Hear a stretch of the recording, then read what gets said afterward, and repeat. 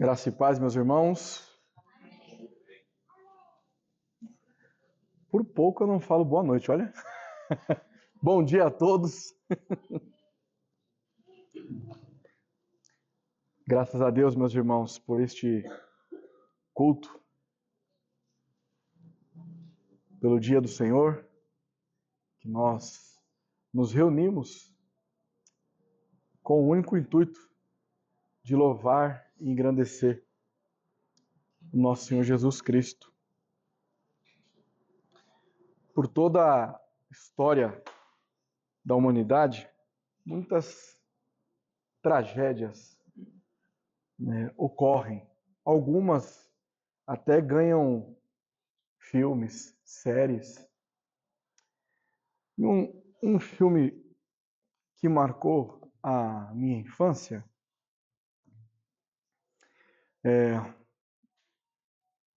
seguido de uma tragédia, um filme baseado em fatos reais, foi o Titanic, bem antigo, né? E acho que todos aqui já devem ter assistido, ou pelo menos sabem da história. Então, aquele imenso navio sofre um acidente diante de um iceberg e então começa a afundar aquele navio. Muitas cenas ali foram bastante emocionantes. Alguns sempre retratam os músicos perto de morrer e eles não param de tocar seus instrumentos. Mas a cena que mais tocou no meu coração foi quando o ator principal lá, o Jack, ele está no meio do mar junto com a Rose e ele começa a congelar com intenso frio e ele, para preservar a vida dela, ele acaba se sacrificando. Por muito tempo eu fiquei pensando, e se fosse eu?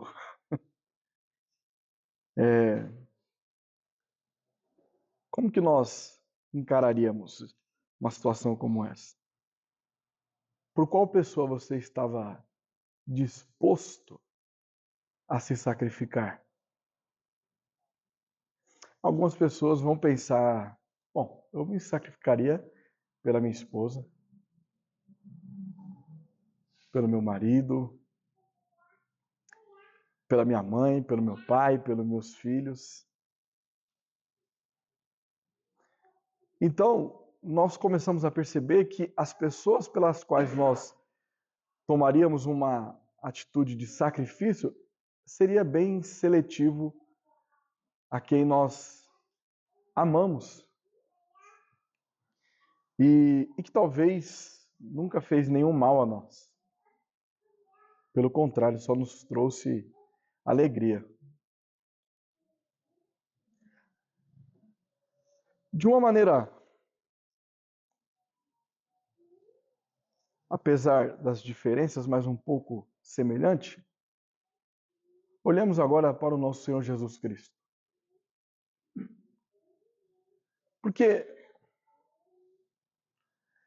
nós estamos cantando sobre a cruz e todos nós sabemos o que isso significa.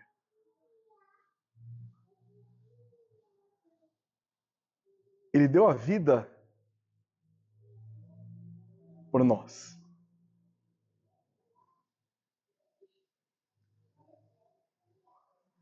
E nós não merecíamos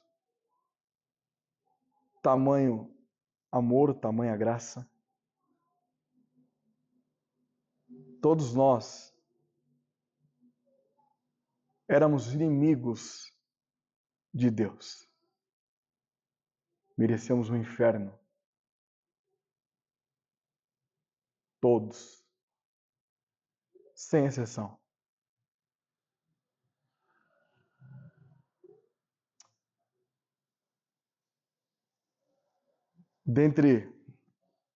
Em breve, iniciaremos aqui o estudo sobre evangelismo. 4 aspectos principais devem ter em um evangelismo: criação, queda, redenção e consumação. E quando nós pensamos em redenção, nós necessariamente precisamos olhar para a cruz de Cristo.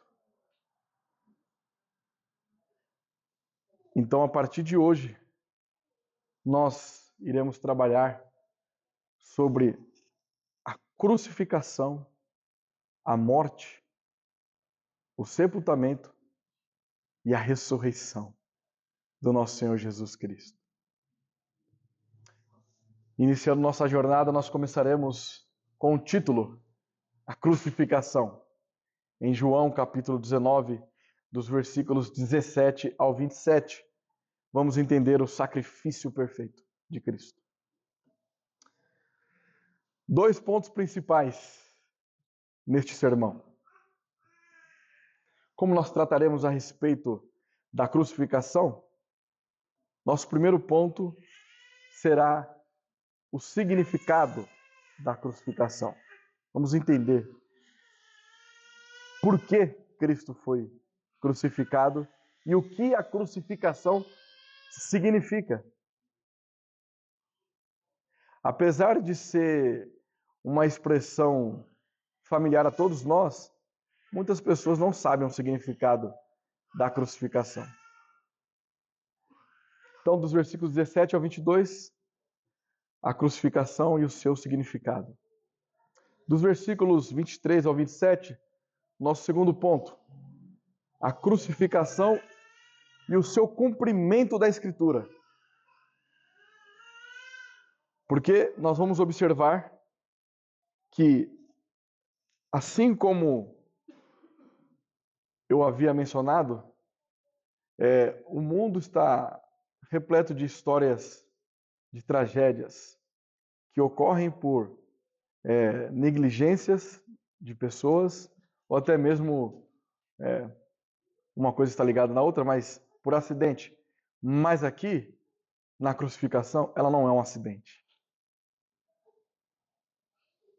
Isso estava no plano eterno de Deus. Ok? Palavrinha-chave nesta manhã, cruz. Ok? E afirmamos teologicamente: a crucificação do nosso Senhor foi o preço da nossa libertação da escravidão do pecado. Ok? Vamos ao texto? João 19, dos versículos 17 ao 27.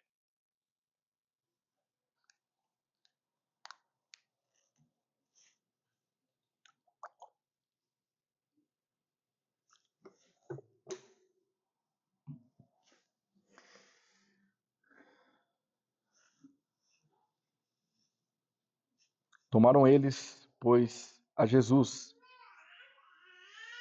e ele próprio, carregando a sua cruz, saiu para o lugar chamado Calvário, Gólgota em hebraico, onde o crucificaram, e com ele outros 2, um de cada lado, e Jesus no meio. Pilatos escreveu também um título e o colocou no cimo da cruz. O que estava escrito era: Jesus Nazareno, o Rei dos Judeus. Muitos judeus leram este título, porque o lugar em que Jesus fora crucificado era perto da cidade, e estava escrito em hebraico, latim e grego. Os principais sacerdotes diziam a Pilatos: não escrevas Rei dos Judeus, e sim que ele disse: Sou o rei dos judeus. Respondeu Pilatos: O que escrevi, escrevi. Os soldados, pois quando crucificaram Jesus, tomaram-lhe tomaram-lhe as vestes e fizeram 4 partes para cada soldado, uma parte. E pegaram também a túnica. A túnica, porém, era sem costura, toda tecida de alto a baixo. Disseram, pois, uns aos outros: Não a rasguemos, mas lancemos sortes sobre ela para ver a quem caberá. Para se cumprir a escritura, repartiram entre si as minhas vestes e sobre a minha túnica lançaram sortes. Assim, pois, o fizeram os soldados. E junto à cruz estava a mãe de Jesus e a irmã dela, e Maria, mulher de Clopas, e Maria Madalena. Vendo Jesus sua mãe e junto a ela o discípulo amado, disse: Mulher, eis aí teu filho. Depois disse ao discípulo: Eis aí tua mãe. Dessa hora em diante o discípulo a tomou para casa. Amém. Vamos orar. Senhor nosso Deus, amado Pai, somos gratos pelo pacto de redenção, a execução deste pacto na pessoa, no caráter e obra de Cristo e a aplicação deste pacto pelo Teu Santo Espírito em nossas vidas.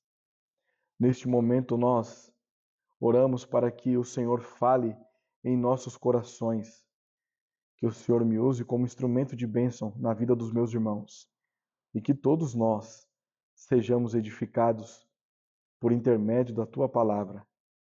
Assim nós oramos agradecidos, em nome de Jesus. Amém.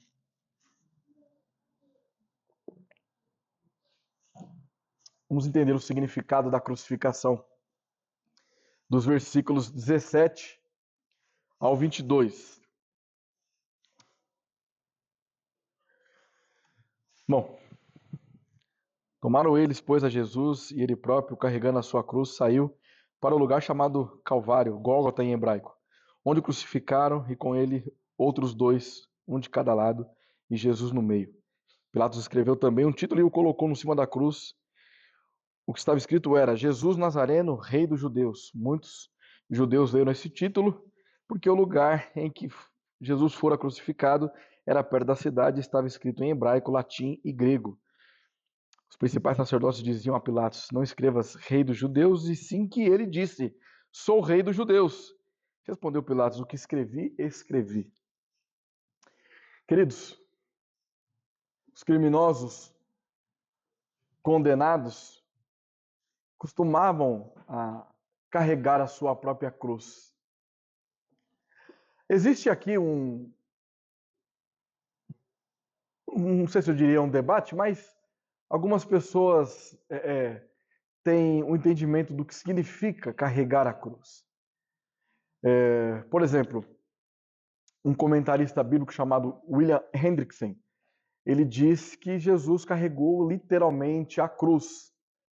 Mas um comentarista do histórico-cultural, chamado Craig Keener, ele entende que, na verdade, o que Jesus estava carregando era aquela viga horizontal, sabe? Então, ele carregava aqui em seus braços e depois, somada aquele que estava na vertical, aquele tronco, ficava uma cruz, certo? Então, essa viga horizontal chamava patímbulo, que era no eixo vertical, certo? Então, quem estava carregando a cruz, ou aquele tronco, levava até o local da sua execução, onde seria fixada na viga, então, no caso ali, instalada, que chamava palos. Ok? Note uma coisa, nós percebemos que os soldados, no versículo 23, eles repartiram as vestes de Jesus Cristo, o que significa que geralmente a vítima era totalmente despida tanto para a procissão quanto para a execução. Então, ou seja, não era totalmente, mas em parte era como se eles estivessem nus. O que aumenta ainda mais a vergonha de quem estava sofrendo este castigo. E mais, obrigar uma pessoa sentenciada a carregar a cruz aumentava ainda mais essa vergonha. Porque era como se dissesse: aí está um criminoso que foi condenado à morte.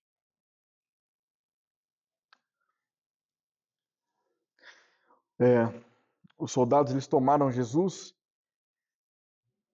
embora as suas costas estivessem dilaceradas pelos muitos talhos profundos, como resultado do açoitamento a qual ele fora submetido, eles o fizeram carregar a sua própria cruz. Ele carregou até onde dava, porque nos evangelhos sinóticos nós vamos perceber que depois um homem o ajudou a carregar a cruz. E tê-la carregado pessoalmente, com todas essas dificuldades, realça ainda mais o fato de que o servo sofredor estava sendo levado em completo abandono. Então, este lugar, o local aqui provável de Gólgota, ficava fora dos muros da cidade. A palavra Gólgota significa caveira. Tem várias possíveis interpretações do porquê que esse lugar chamava o local da caveira, alguma coisa assim do tipo. Eu preferi não me aprofundar nesse ponto, porque seria mais a nível de curiosidade do que propriamente uma doutrina que seria aplicada a nós. Mas algumas pessoas entendem que pode ser porque o local ele parecia uma caveira, ou então porque ali, como muitas pessoas eram crucificadas e mortas, ficavam ali algumas caveiras, ou até mesmo porque chegam a dizer até que encontraram a caveira de Adão. Então são várias possibilidades aqui. Mas se atente ao fato de que esse local ficava fora dos muros da cidade.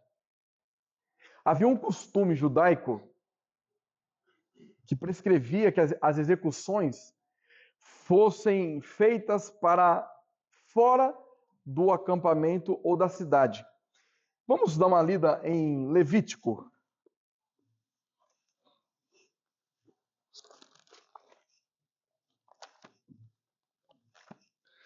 Levítico, capítulo 24.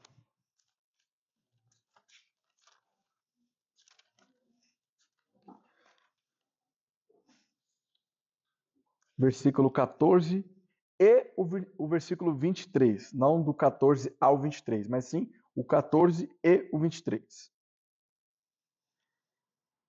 Tira o que blasfemou para fora do arraial, e todos os que ouviram porão as mãos sobre a cabeça dele, e toda a congregação o apedrejará. No versículo 23. Então falou Moisés aos filhos de Israel que levassem o que tinha blasfemado para fora do arraial e o apedrejassem. E os filhos de Israel fizeram como o Senhor ordenara a Moisés. Existem outras passagens, mas aqui está muito claro qual era o costume que os judeus tinham.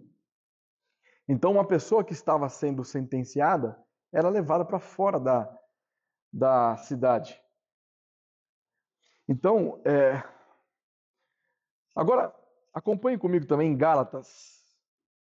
Nós acabamos de cantar isso, mas vamos dar uma lidinha aqui em Gálatas, capítulo 3.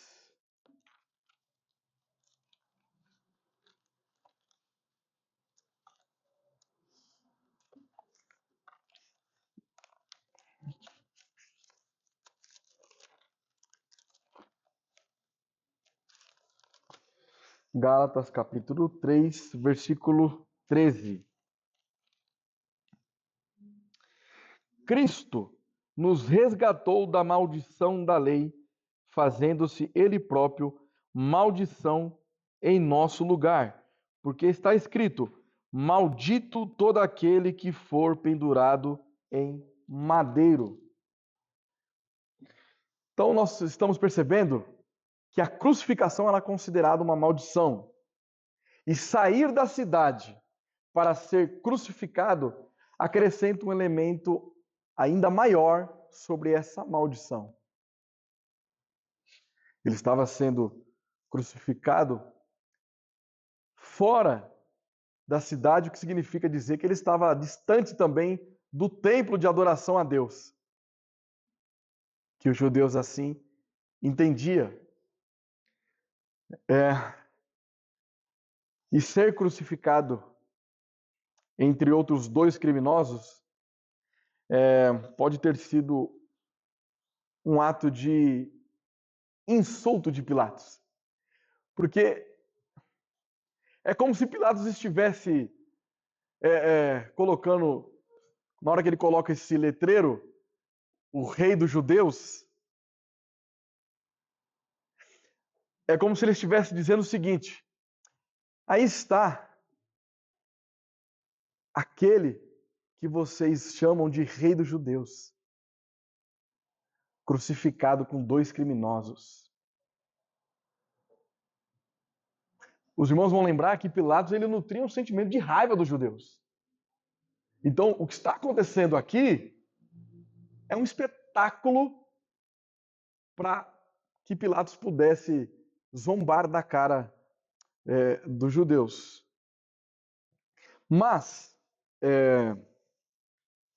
nós acabamos de ler na nossa liturgia Salmo de número 22. Vamos novamente ler o versículo 16?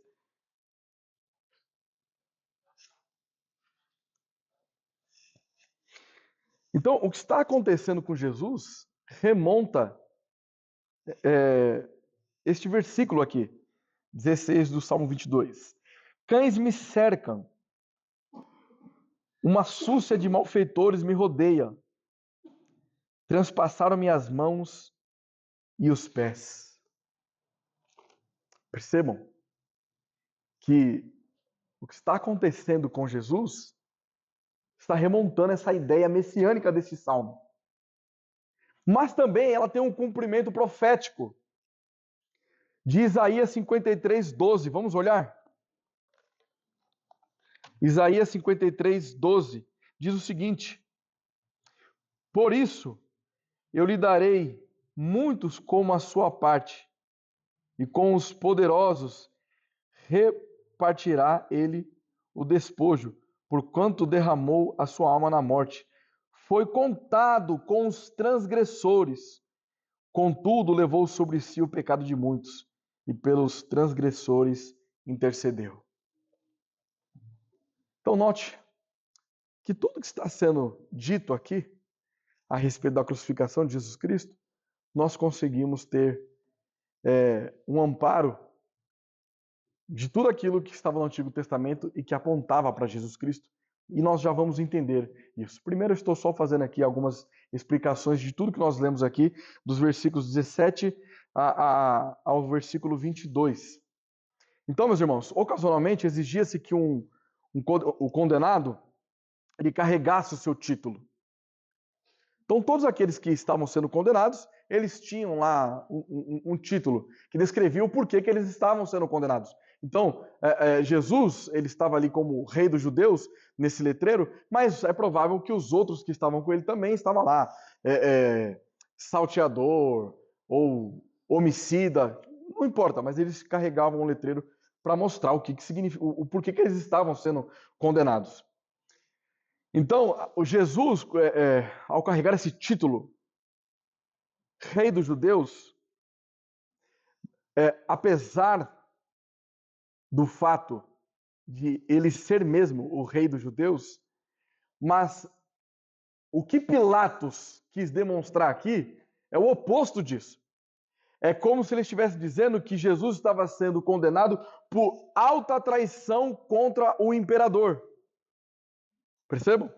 Por isso que ele é escrito em 4 idiomas aqui, grego, latim, nós vemos aqui grego, latim e hebraico, mas também foi escrito em aramaico, nós conseguimos ver isso nos sinóticos. E note que Pilatos, quando os judeus chegam para ele estava livre de ameaças, porque ele já havia cedido o desejo dos judeus.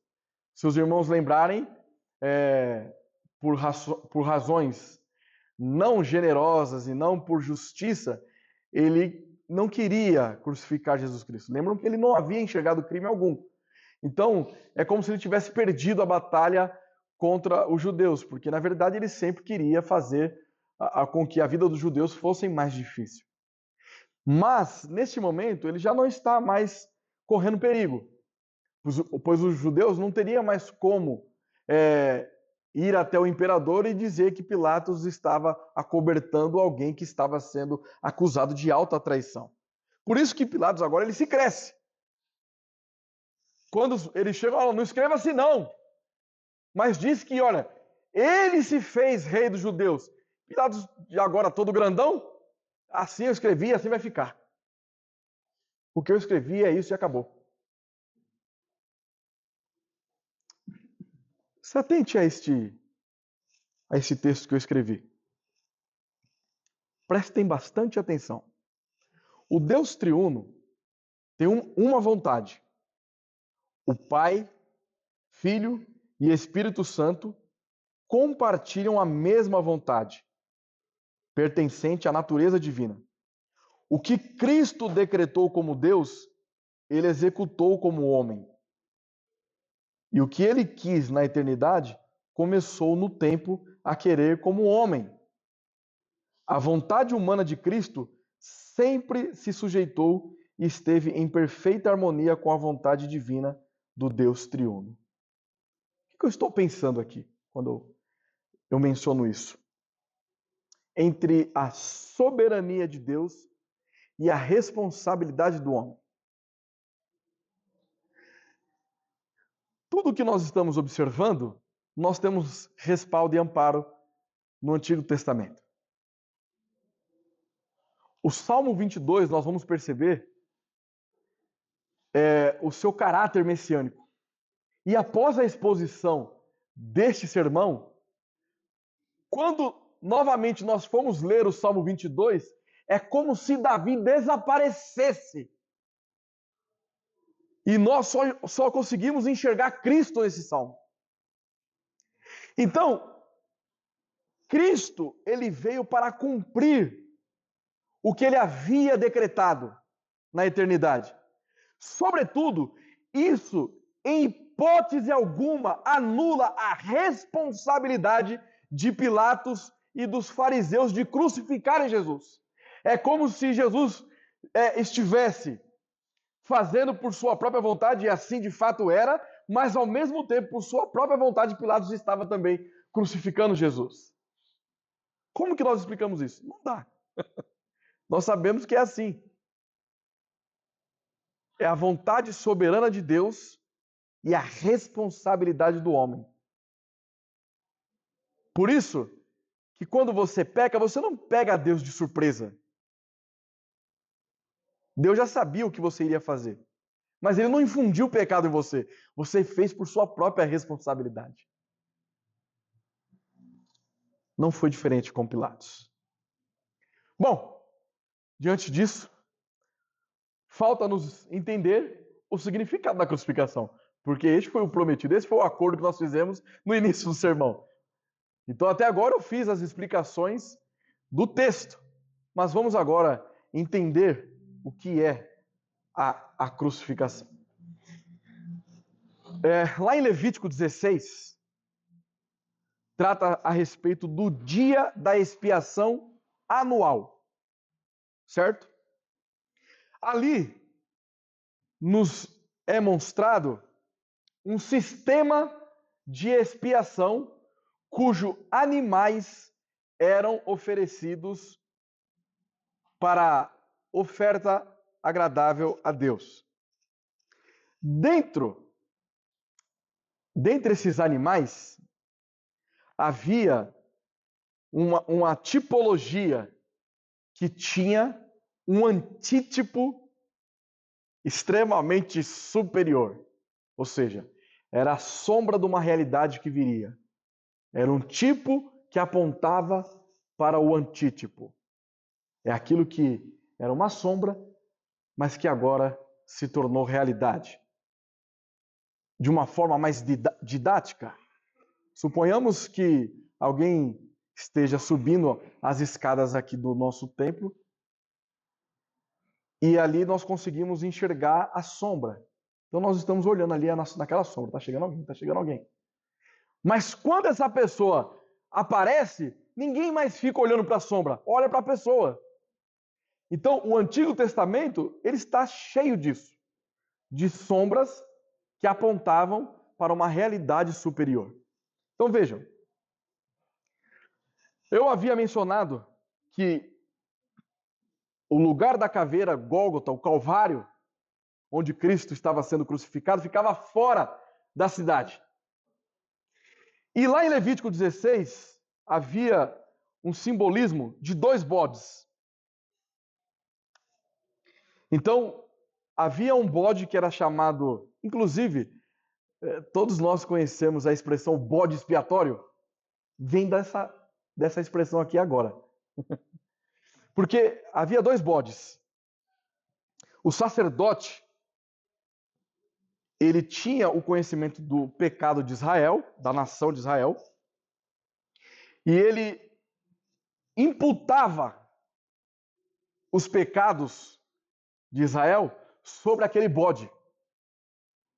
E esse bode, ele era abandonado no deserto. Ok? Porque o que estava acontecendo ali? Era como se o bode estivesse expiando o pecado de Israel. Certo? Mas o que é expiação? Muitas vezes nós ouvimos a expressãozinha expiação. Esse prefixo ex significa fora de. Então, a ideia é de uma remoção da culpa. É como se a culpa de Israel estivesse sendo transferida para aquele bode. E ele ficava fora do acampamento de Israel, lá no deserto. Ok?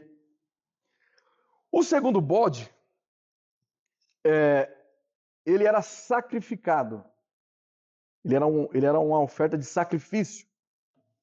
E o seu sangue, ele era aspergido no propiciatório. Ok? O propiciatório significava uma cobertura de expiação. Então nós sabemos que o primeiro bode, ele servia como um bode expiatório. E o segundo bode, ele simbolizava a propiciação. Mas o que é propiciação? Se expiação, nós estamos pensando em remoção da culpa, a propiciação, nós estamos pensando na ira de Deus sendo apaziguada. Sua justiça está sendo satisfeita. Um exemplo. Lembram quando Abraão está levando seu filho Isaac para ser sacrificado? E Isaac fala assim: pai, estou vendo tudo aqui, holocausto, mas onde é que está o novilho? Onde está a oferta? Mal ele sabia que ele era a oferta. Então Abraão amarra Isaac, e quando ele levanta o machado para matar o seu próprio filho, aparece então a propiciação. Aparece ali então o animal para ser sacrificado. Então, a propiciação é esta oferta que atende à necessidade de Deus. Uma necessidade de Deus, no sentido de que Deus depende de alguma coisa, mas para satisfazer a vontade e a justiça de Deus, ok? Bom, Então nós estamos percebendo que a crucificação, ela remonta a tudo isso que eu estou dizendo. Porque assim como o pastor Leonardo mencionou Hebreus, vamos dar uma olhada agora no significado da crucificação em Hebreus capítulo 10, dos versículos 1 ao 4.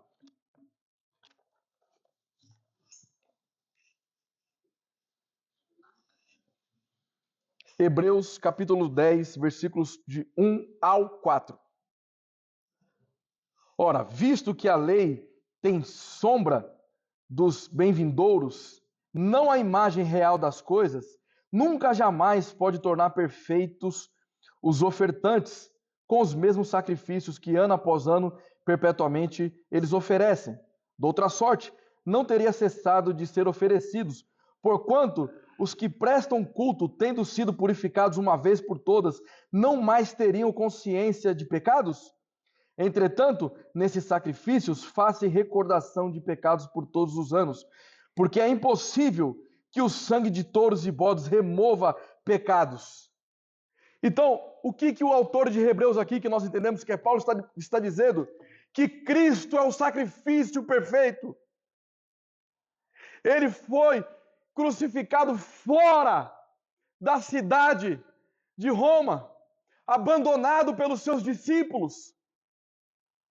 Ele foi crucificado fora porque ele é o nosso bode expiatório, é ele quem expia o pecado da humanidade. É nele que nós encontramos a libertação de nossos pecados, porque ele expiou os nossos pecados. O seu sangue na cruz foi a propiciação para que a ira santa de Deus não viesse de encontro com nós, mas ele apaziguou a ira, porque ele suportou toda a ira em nosso lugar. O Cristo Jesus, aquele que foi crucificado, ele é a nossa expiação e a nossa propiciação. Isso é o significado da cruz. Nós não temos mais a culpabilidade do pecado, porque ele se fez maldição por nós. Significa que ele se fez maldito por você, porque você era maldito. Mas agora, Cristo assume a nossa natureza. E ele é crucificado para que nós pudéssemos ter vida nele. Glória a Deus por isso. Então, o significado da crucificação, ela tem um significado de expiação e propiciação. Nós agora estamos livres, libertos das amarras do pecado. Amém?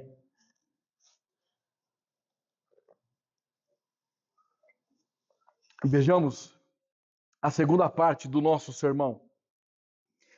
Primeiro, nós entendemos o significado da crucificação, que tem um significado de expiação e propiciação. Agora nós veremos o cumprimento da Escritura a respeito da crucificação. E assim como eu havia mencionado, nós vamos utilizar o Salmo 22 como um pano de fundo para tudo aquilo que nós vamos trabalhar agora. E agora percebam que Davi desaparece no Salmo 22. E isso acontece por quê? Porque a Escritura não é sobre você. Não é sobre Davi. A Escritura é sobre Cristo. O cumprimento da Escritura dos versículos 23 a 27. Os soldados, pois, quando crucificaram Jesus, tomaram-lhe as vestes e fizeram 4 partes, para cada soldado uma parte. E pegaram também a túnica. A túnica, porém, era sem costura, toda tecida de alto a baixo. Disseram, pois, uns aos outros: não a rasguemos, mas lancemos sorte sobre ela para ver a quem caberá, para se cumprir a Escritura. Repartiram entre si as minhas vestes, e sobre a minha túnica lançaram sortes. Assim, pois, o fizeram os soldados. Nós temos aqui, então, 4 soldados romanos, que eles pegam as vestes de Jesus Cristo. Supostamente o cinto, as sandálias, a cobertura da cabeça e a túnica. E as dividiram em 4 partes, uma para cada, exceto a túnica, porque nós acabamos de ler que ela era um tecido que não havia costura, então não dava para eles romper ali, cortar ela e separar. Então eles lançam sorte, mas ao fazerem isso, note uma coisa, eles estão fazendo isso de maneira intencional, não é verdade? Mas ao mesmo tempo, eles estão cumprindo com a Escritura. Novamente, aqui nós estamos observando soberania de Deus e responsabilidade do homem. Então, a referência joanina para esta profecia aqui é o Salmo 22. E aqui nós podemos, então, fazer uma interpretação. Os judeus, eles utilizam a Midrash, que é um método típico de ler a Bíblia, da hermenêutica da Escritura. Então, aqui o Salmo 22, ele remonta, ele constrói essa ideia da crucificação de Jesus Cristo. Então, isso significa dizer que a partir de Salmo 22, o judeu, ele não tem desculpa diante de Deus. Ao olhar para Cristo, o judeu ele tem que se curvar diante de Cristo. E muitos negam. Na verdade, a sua maioria, né? São poucos que são cristãos. Mas vamos entender. O versículo... Vamos olhar lá o Salmo 22 novamente. O versículo 16. Nós acabamos de ler, mas vamos ler novamente. Cães me cercam, uma súcia de malfeitores me rodeiam, transpassaram-me as mãos e os pés. Então note que Jesus Cristo, qual a forma que ele está crucificado? As suas mãos e seus pés estão ali fixados na cruz. Agora, olha o versículo 17. Posso contar todos os meus ossos. Eles me estão olhando, encarando em mim. Isso aqui significa que nenhum osso de Jesus Cristo foi quebrado, como a Escritura diz. E, finalmente, para que nós venhamos entender os versículos 23 e 24 aqui do capítulo 19, vamos olhar o verso de número 18. Repartem entre si as minhas vestes, e sobre a minha túnica deitam sortes. Como que alguém consegue olhar para o Salmo 22 e negar o que está acontecendo com Jesus Cristo aqui? Porque é exatamente o que está acontecendo. Note que agora, quando você olha para esse salmo aqui, você já não consegue mais olhar Davi aqui. Desapareceu. É Jesus Cristo. Salmo messiânico. Então, o texto continua mostrando para nós que estava ali a Maria, mãe de Jesus, a irmã dela, mulher de Clopas, Maria de Madalena.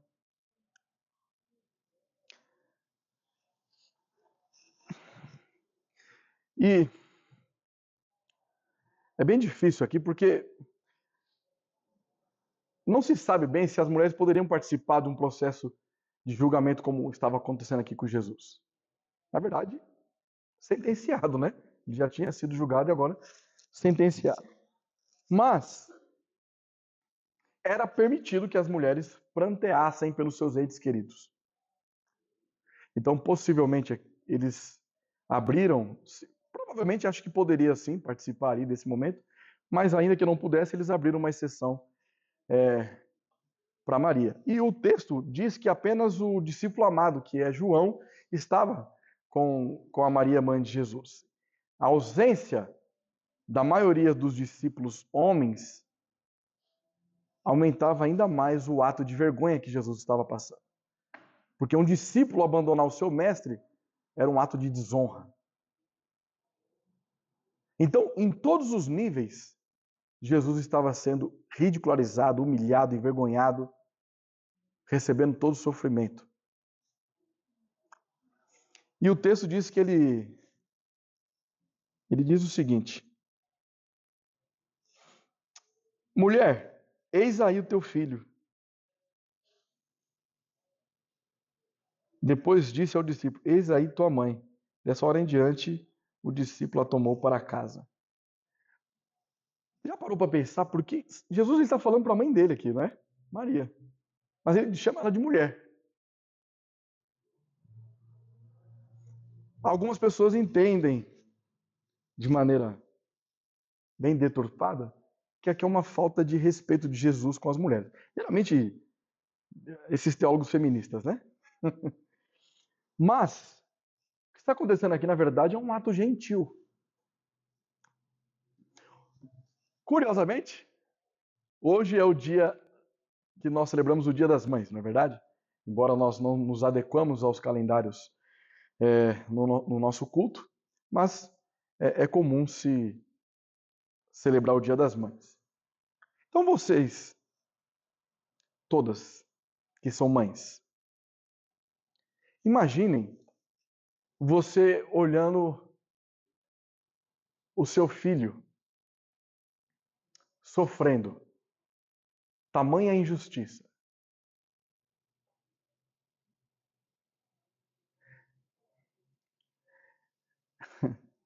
Eu lembro quando o Luquinhas falou pela primeira vez mamãe, Tamires chorou.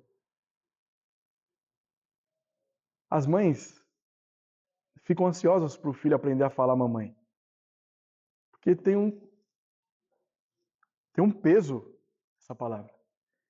Ela remete a muitas coisas: proteção, amor, segurança, carinho, confiança.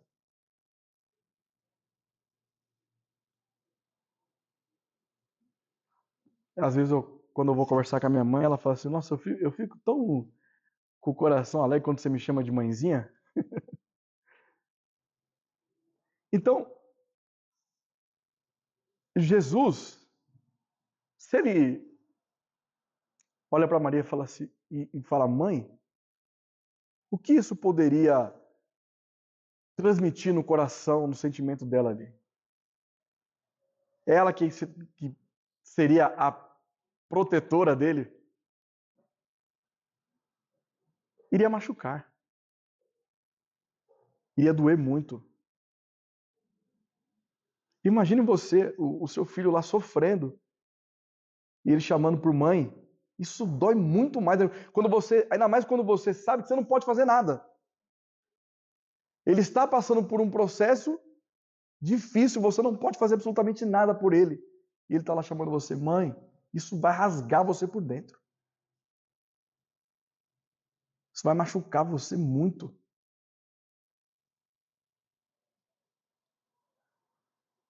Então Jesus, ele olha para sua mãe. Estou me segurando aqui para não chorar, meus irmãos. Ele chama de mulher. Não tem nada para você fazer por mim. Na verdade, é eu que estou fazendo por você. Vamos entender isso melhor. Vamos lá em Isaías novamente. Isaías agora capítulo 9. Capítulo 9, versículo 6.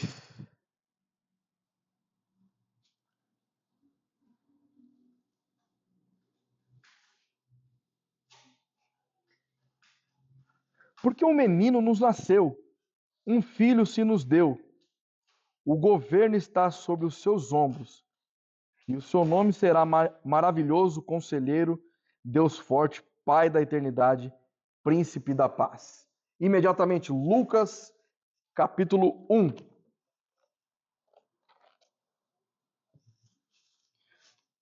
Versos 31 ao 33. Eis que conceberás e darás à luz um filho, a quem chamarás pelo nome de Jesus. Este será grande e será chamado Filho do Altíssimo.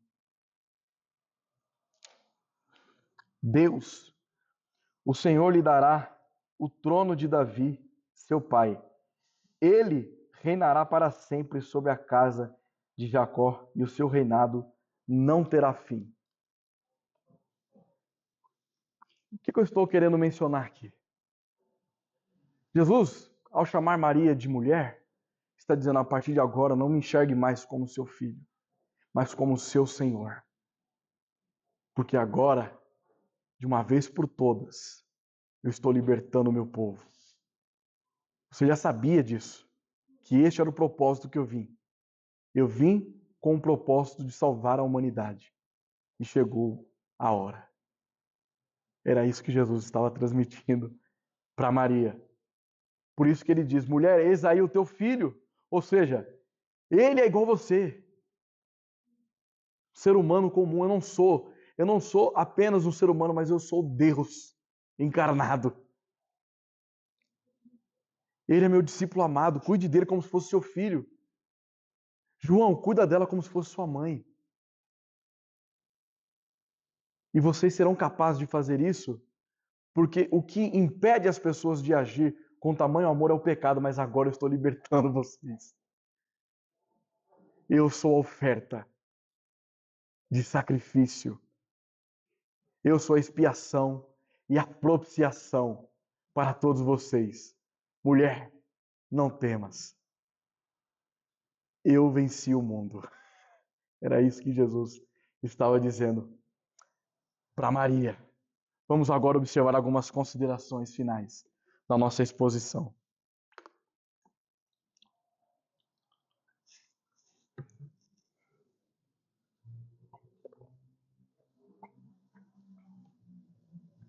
Pergunta 21 do Catecismo Batista de 1693. Todos juntos, vamos lá.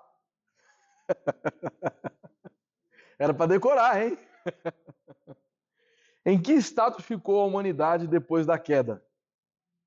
A resposta: a queda levou a humanidade a um estado de pecado e miséria.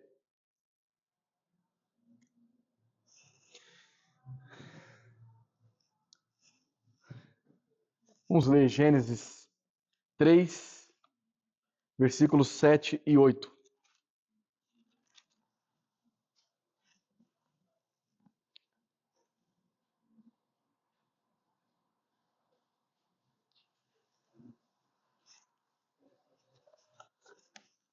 Gênesis 3, versículos 7 e 8.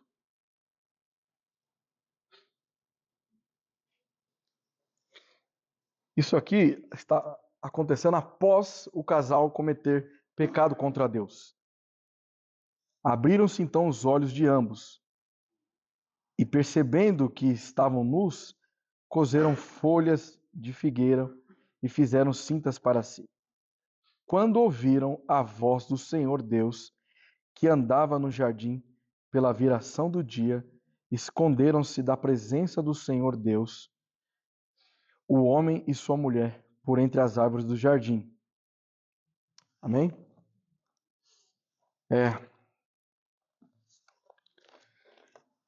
E quando nós olhamos novamente aqui o Salmo 22, olha o versículo 1. Deus meu, por que me desamparaste? Por que se acham longe de minha salvação as palavras de meu bramido? Só um acréscimo àquilo que eu vou mencionar a partir de agora. Na cruz, essas são as palavras que Jesus diz. Ele labá sabactani. Significa, Deus meu, por que desamparaste? Naquele tempo não havia abra no capítulo tal e versículo tal. Não existiam isso. Então, para que eles soubessem o que Jesus estava falando, Jesus teria que falar o início do salmo, e eles de cor já sabiam o que Jesus estava dizendo. Por isso que Jesus ele cita aqui o Salmo 22, para eles saber o que está sendo dito. Agora, note uma coisa. Após a queda de Adão e Eva, os olhos deles foram abertos. Então eles olharam para si mesmos e viram que estava nus. E eles fogem da presença de Deus. Porque é exatamente o que o pecado faz. Ele traz vergonha Você não quer vir para a igreja? Você não quer orar? Você não consegue nem ler a Escritura? Você está envergonhado com o seu pecado.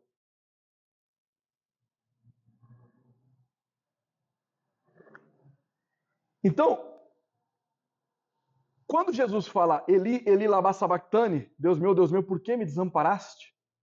Recitando aqui o Salmo 22:1.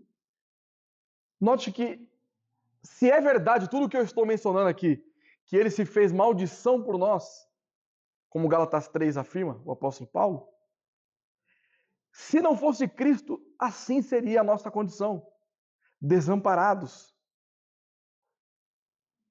longe da presença de Deus, envergonhados com nossos pecados. No capítulo 19 que nós estamos lendo de João, o versículo 23 diz que os soldados eles pegaram as roupas de Jesus Cristo. Deus, para Adão e Eva, proporcionou a eles vestes novas. Colocaram lá peles de animais, mostrando que haveria derramamento de sangue. Mas agora o filho, a sua nudez não foi coberta. Por quê? Porque a vergonha de Jesus Cristo, a nudez de Jesus Cristo, serviu para cobrir a nossa vergonha. O sofrimento de Cristo serviu para trazer alívio para nós.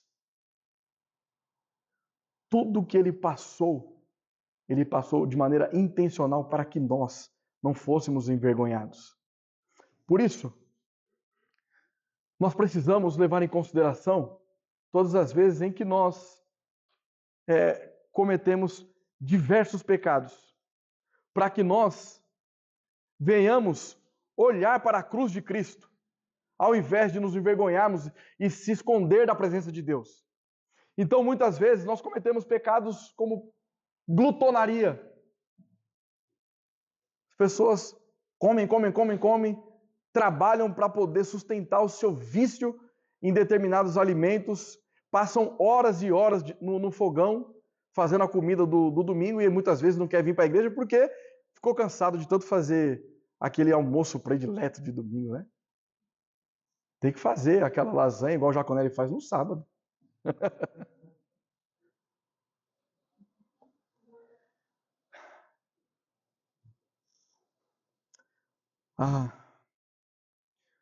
Nós, ao falar isso, algumas pessoas, quando se identificam com isso, se envergonham. Mas pensam também na luxúria. Ou seja, os seus derivados, a pornografia. Quantas pessoas não estão envergonhadas por causa da pornografia?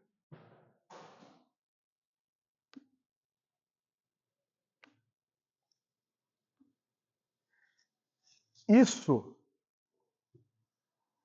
muitas vezes acontece de maneira intencional.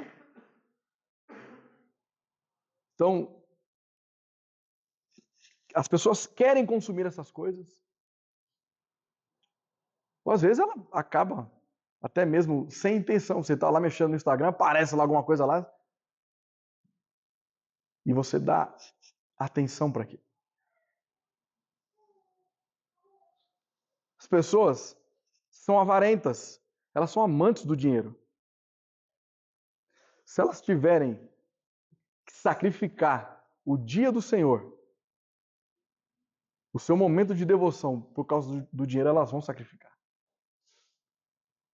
Só que elas maqueiam essas coisas tentando colocar de uma forma mais piedosa. Não, é porque eu tenho que trabalhar. Algumas pessoas eu sei que tem mesmo. Tem pessoas que não precisam, mas é porque elas são avarentas mesmo. E porque elas são avarentas, quando elas não conseguem atender os seus desejos, elas se iram. São pessoas iracundas. Essa ira é movida por causa da sua soberba. São pessoas orgulhosas. Pessoas orgulhosas, soberbas, elas também têm tendência a serem preguiçosas. Elas só pensam no seu próprio descanso. Estou cansado, então não vou orar. Estou cansado, não vou para a igreja. Estou cansado, não vou fazer o culto doméstico. Pessoas preguiçosas também são invejosas. Porque elas, por conta da sua inveja, por causa da sua preguiça, que é incapaz de fazer com que você corra atrás dos seus objetivos, ela prefere ficar invejando o próximo. Em vez de ela amar o próximo, ela inveja o próximo. Por que eu estou mencionando todas essas coisas? Porque nenhum de nós aqui dentro, ou você que está me assistindo, nem é escravo disso. Você não é escravo da pornografia. Deixa eu mencionar uma coisa.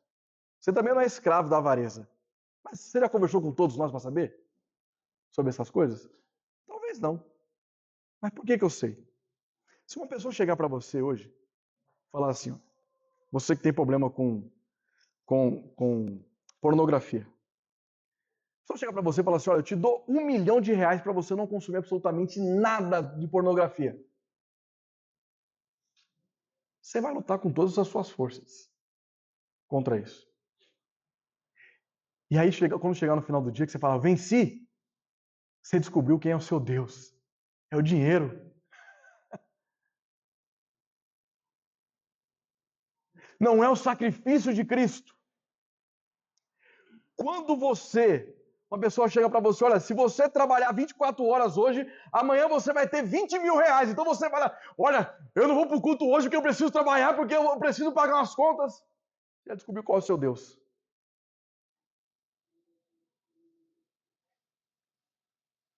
Se você, olha, você pode pedir qualquer coisa se você não ficar irado comigo hoje. Então olha, você vai pensar em tudo, menos em Deus. Então, a razão pela qual nós tropeçamos em diversos pecados é porque nós ainda não tivemos a compreensão do que é a crucificação. A crucificação, se você não entender, olhando para a crucificação de Jesus Cristo, que ela tem sabedoria, ira, santidade, justiça, amor e bondade, você ainda não entendeu o que é a crucificação.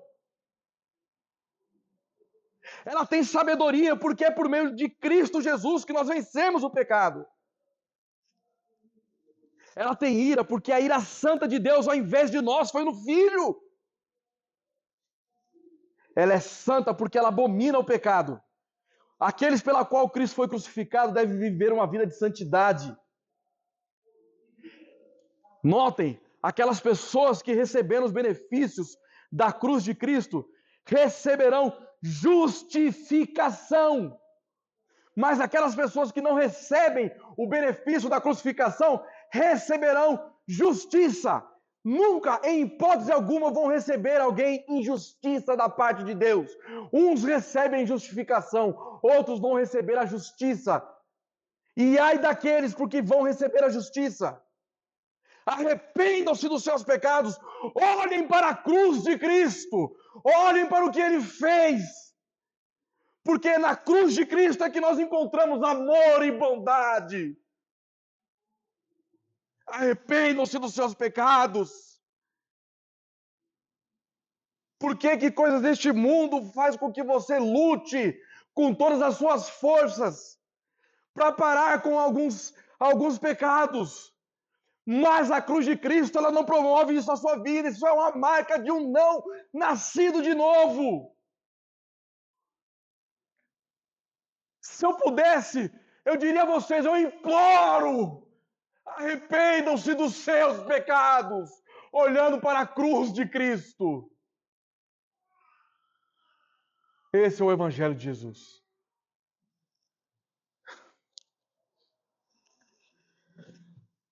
Queridos, A crucificação do nosso Senhor foi o preço da nossa libertação da escravidão do pecado. Amém?